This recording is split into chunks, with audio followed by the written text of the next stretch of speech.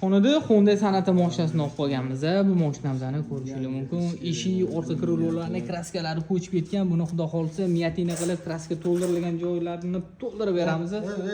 Nima deyapsan? To'xta bu. Ekonom variant qilinmaydi. Narx tushmasin deb miyatina kraska to'ldirilgan ish qilinmaydi bunda. Buni garchi zavod qilishgan, o'kanda umuman bilmagan o'zi. Rangi ham, pachog'i ham, o'shun bilinmasan, garchi hech qanaqa asorat qolmasin. Uni zavod qilib beramiz, bo'ldi. Gap tamom. Demak, bu mashina serozniy okalar mashinasi ekan, umuman bilinishini xohlashmayapti.